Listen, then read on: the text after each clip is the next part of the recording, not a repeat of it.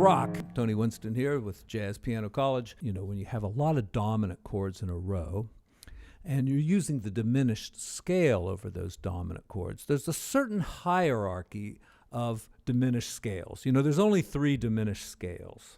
And if you're doing like a turnaround, let's go back to the key of C for a second. You're in C, and a good turnaround is like the 1, the 6, the 5, and the what was I saying? The 1, the 6, the 2, the 5, and back to the 1. Now I made all of them dominant, and I put flat 9s in there, so they're like little diminished chords. Another little diminished chord there is on the D7th, and a G7th, like that. And so if you were going to use the diminished scale over those, you'd use 3 different diminished scales.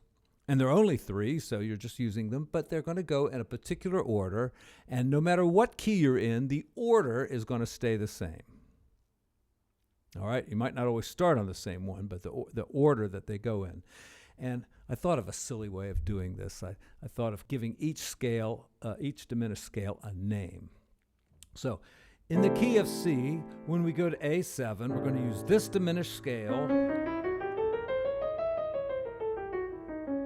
All right, and I'm calling that one rock.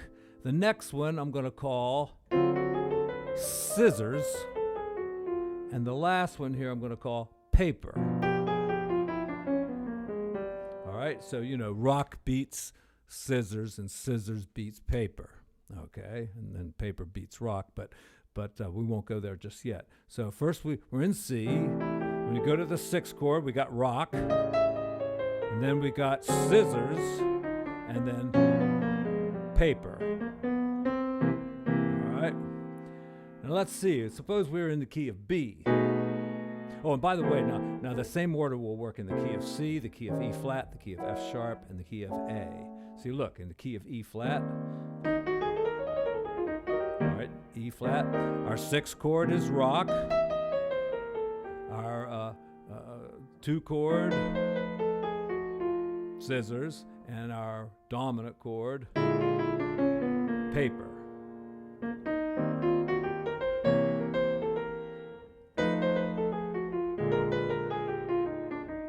All right, all right, on the 6th chord, that's rock. On the 2 chord, that's going to be scissors. And then on this one, that's going to be paper. All right. Now, let's go to the next key, F, all right? All right, now our 6th chord here, now what was I calling that one? That's scissors, all right? So scissors beats on the 2 chord paper, and then our dominant chord will be paper beats rock. All right, so 1 chord, scissors, paper, and rock. All right, and then if we go to B flat, we're going to have the other order. I mean, they're still going in the same order. You know, rock always comes first, and then scissors, and then paper, and then rock, and then scissors and paper. So if we're in B flat, we get to paper right away. Then we get to rock, and then scissors. Paper, rock, scissors, and back to the root there. All right, now, you know, many times you won't have that many dominant chords right in a row, and you won't use diminished scale on all of the dominant chords. But if you do, that's one way of thinking of it. Probably not the easiest way to think of it, but it's just a way I thought of the other day and thought I'd share it with you. Maybe somebody. And by the way, I got to say, I get really terrific comments on this channel. And it's one of the reasons why I keep going is it's, you know, I learn stuff from you folks as well. And I always appreciate anything you've got to say. Now, folks, I realize this is one of the silliest ways of thinking about diminished chords ever devised by man. But, you know, it could possibly help you. I'm trying to think of songs that that kind of function this way. I think maybe like if you were doing, what's the song? that's got a lot of dominant chords in it. So, you know, I don't think you'd use diminished scale all the way through it, but if you were going to use it, all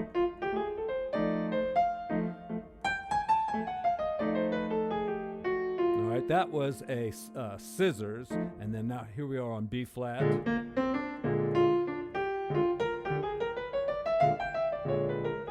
And that was the paper taking me to the next chord.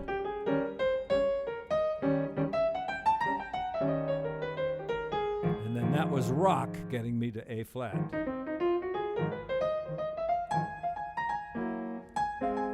And then, you know, as you go down the like this to get back to F, you know, the same hierarchy is going to work. On G7, you're using paper. On F sharp 7, that'd be rock, and then scissors, like that.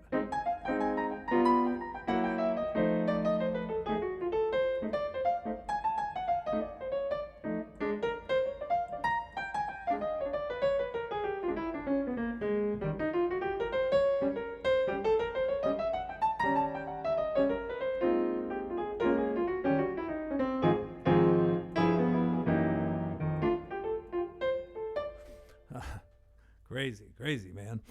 So thank you for subscribing. It you know, it helps me do better on YouTube, and helps the algorithms or whatever those are. Thank you, folks. I'll see you again very, very soon.